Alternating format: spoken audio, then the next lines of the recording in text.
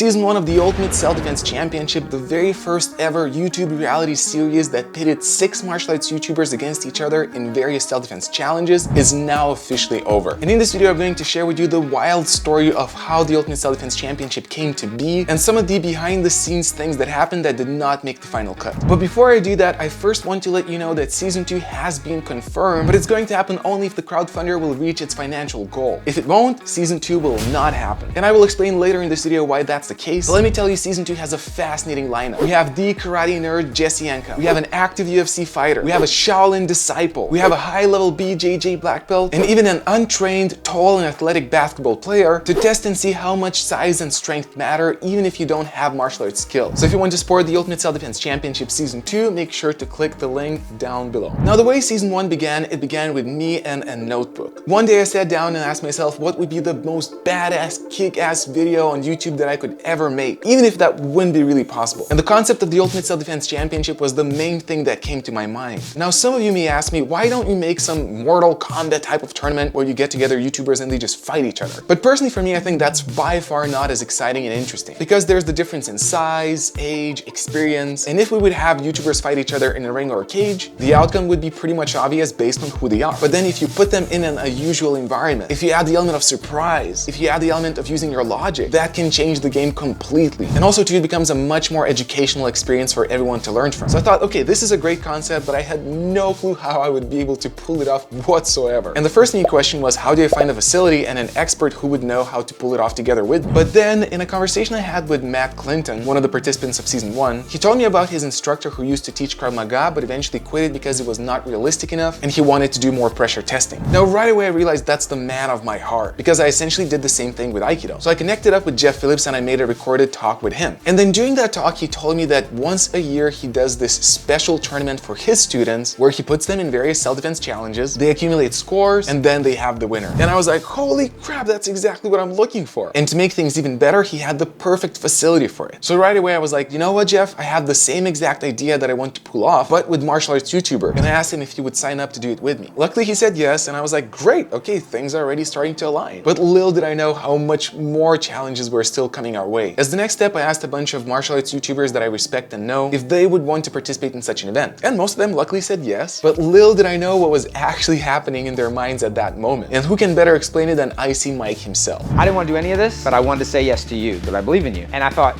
zero chance this happens. Yet I did not know that that's the case, and I thought, okay, great, everyone is on board, let's continue to the next step. But as soon as I was about to look at the financial side of things, the infamous COVID hit the whole world. Traveling shut down completely, Australia locked itself down, and the event pretty much became impossible. Now, to make things way worse, Jeff Phillips, the co-organizer, he got cancer. Now, when I learned that, I was like, this dude looks like such a legit, awesome dude. I'd really love to meet him. I'd really love to pull this thing off together with him. He seems like the perfect person to do it with. And then he gets cancer. So for a while I was very upset, but luckily after fighting the cancer for months, Jeff Phillips eventually went into remission. Now it seemed like things are improving and the COVID was kind of slowing down, but then I looked at the whole situation and I thought, man, I just don't know if this is possible. But then Jeff Phillips would write me a message asking, hey, you know what? Let's do the event. You remember the event you told me about? Let's do it. And I was like, yeah, I guess so. Well, I'll think about it. And then a few weeks later, he again would write me, hey, let's do the event. And I was like, yeah, I guess, maybe, but I wasn't really leaning into it. And then a few weeks later, he wrote again. And then by the 6th time, I was looking at the message and I thought, you know what?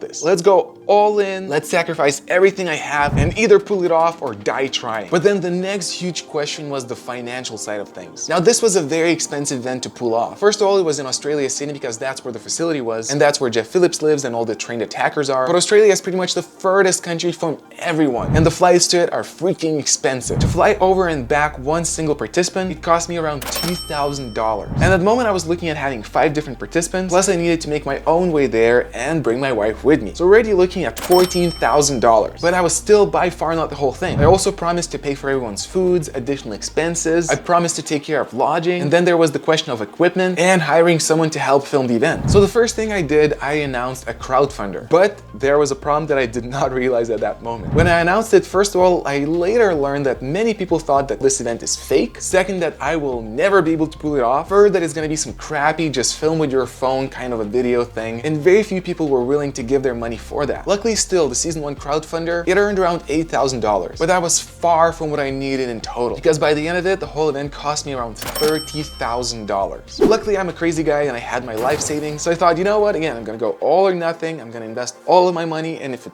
falls apart, at least I will know that I tried and failed instead of never trying it altogether. So I then buy the flight tickets to all the participants, and only later I learned that this is what happened in their minds then. I thought, zero chance this happened. So I told my wife about it, and she said, yeah, no, okay. And then you sent me a plane ticket, and I was like, oh my God. I tell my wife, I say, okay, I gotta go to Australia. She was like, for how long? I was like, baby, we already talked about this. No, how long are you going? I was like, I told her what it looked like, and she was like, no, you can't do that. I was like, we already said yes. And she said, but I didn't think it was really gonna happen. Luckily though, everyone was still on board, but there was no guarantee that all of us would make it all the way to Australia, especially Ramsey Dewey, who's in China, which had a complete lockdown. So when I was buying the tickets, there was like 20% chance that he will be able to make it, but we thought, you know what, let's take a risk, whatever, let's give it a shot. And then about a few weeks just before the event, suddenly China completely removed the lockdown, and then bam, Ramsey was able to make it to the event. But while everyone made it safely to Australia, I was actually the one who barely made it into the country. So when I arrived with my wife Gabby, the security stopped us in the airport and sat us down on the side. Soon enough, a security guard brought me in for questioning. Now I'm thinking, okay, this is gonna be fine, there should be nothing wrong, this is like a usual random checkup. But then he sits me down and says, so why are you here? And I'm like, I don't really know what to say. So I'm like, well, I'm a tourist, I guess. And the security guard's like, no,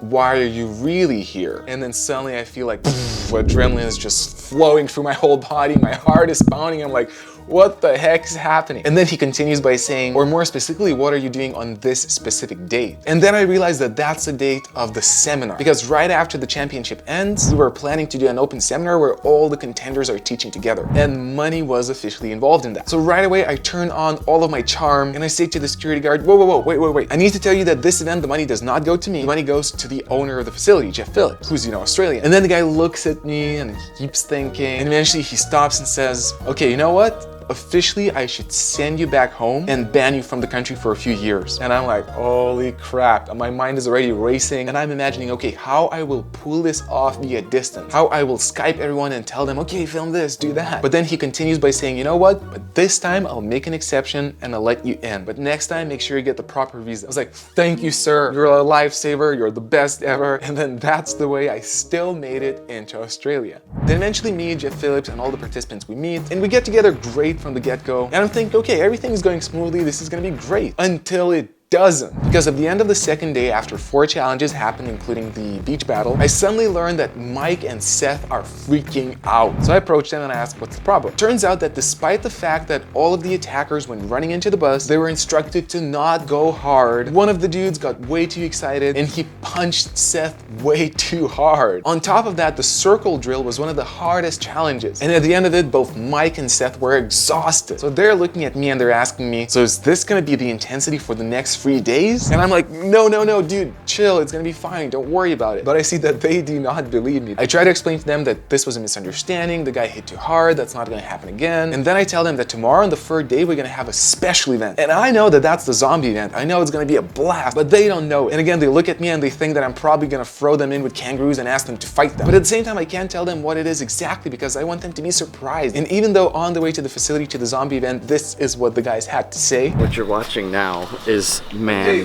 losing his ability to hold it together. Eventually, when they learned about the zombie event and they experienced it, things completely changed. The tension relaxed, the guys loosened up, and from there, everything went uphill until it did. Because the craziest part is that I was telling all the guys, trust me, the Wednesday event, there's not gonna be any injuries there whatsoever. And then the only single injury that we have for the entire championship happens on the freaking zombie event when a freaking zombie drops on Ramsey Dewey's head. Regardless though, Ramsey Dewey still the next day did the shank tang, and only by Friday when we explained the last challenge, we all came to a conclusion that okay, it's best for him not to participate in that event. On the same day, Matt Clinton also dropped out, and a lot of people are asking me why, what happened. And personally, I do not know, but I do know that it was a personal life emergency. So all the power to him. I think that's a great choice. If you need to take care of something, you take care of it. And the final challenge also reminds me of one of the questions that I constantly get from all the viewers is of how much I knew about the challenges myself. Now, the thing is, I knew only as much as I needed to know. Because on the one hand, I was a producer, like a director, so I needed to know some information so I would know how how many cameras to get, how to position them. But then I intentionally asked Jeff Phillips not to reveal all of the twists so that I would be as surprised as the other guys and I would not get an additional edge as a participant. So that made the whole event very stressful and very difficult for me because I was not only participating, but I was also directing. So staying up late when everybody went to sleep, I went to unload my cameras, charge and prepare the other cameras. I was thinking about the next event and how to film it, and besides just being stressed from needing to participate myself. So that was a huge burden, but luckily I managed to survive. I said my farewell to the guys and we all admitted that we became much closer and we bonded through this tough but cool experience. And I thought, okay, this is great, now we're done. But yet again, little did I know what next challenge is gonna come my way. And that challenge was called editing the whole thing and putting it together. Now, I was aware that that's probably not gonna be easy, but the first major mistake I made, I decided to push for it and I decided to release it as quickly as I can. So once I came back to Lithuania, to my home country, I gave myself around 3 weeks to edit together the first 2 episodes, and then I thought, okay, I'm gonna release them, and in the meanwhile, I'm gonna prepare the other episodes. But the problem was that I decided I will not release some shitty content, and I decided that I will go for perfection. So every time, every episode that I was editing, whenever I saw a glimpse of potential, whenever I saw a possible cool moment, like a new transition, like an animation, or a cool song, not even once I let myself skip that. Even if I didn't know how to pull it off and how to add that animation, for example, I sat there and I was looking for an answer until I figured it out. Or if I didn't find the perfect song and the perfect song that goes after it, I did not stop, which would sometimes lead me sitting there by the computer for like 3 hours just searching for a freaking song. And the first few weeks were okay. I was excited, I was full of energy, and I was starting to receive positive feedback. I was enjoying the creative process. But then every week I was more and more tired and it became more and more difficult to edit it. Still though, I thought I will still go for the way of perfection no matter how much it costs me. And it did cost me, because for the whole 3 months that I was editing each episode by myself, I essentially completely ignored my personal life. I barely went out to see my friends. I was not going to training. I wasn't even going shopping or cooking. And for the first couple of weeks, I just ordered food that a company would deliver for the whole day and I would eat only that. Then after a few weeks, my beautiful, wonderful wife, Gabby, she was kind enough to start cooking and do the shopping for me, even though she's a busy lady. She's actually a professional singer, if you didn't know. Not only a badass zombie killer. But yeah, essentially the fact is that for 3 months, I locked myself in my editing room and I would wake up and I would sit down by the computer at around 10 a.m. and I would edit for the entire whole day until midnight or even later. By month 2, I was already hating my life. Each day got progressively harder, but eventually I managed to edit all of the episodes, and then I thought, this is done. Finally, I can take a long break, I can take a vacation, and that is until I got another message from Jeff Phillips. And in that message, he tells me that we have to film season 2 quick. Turns out that the facility that season 1 was filmed in is going to get demolished by the end of the year. So we need to film season 2 fast. So instead of taking a break, instead of going for a vacation, immediately after the last episode aired, I went full head in to organize the crowdfunding for season 2 and get the participants on board. But then there's still the financial side, because as you already know, I invested all of my savings into season 1, and since we already need to film it this year, I do not have enough time to collect new money by myself. So that's the reason why if season 2 will happen entirely depends on this crowdfunding. And yet again, if it will not reach its financial goal, season 2 will not happen. But if you want to support season 2 and help make it a reality, you can click on this button right here.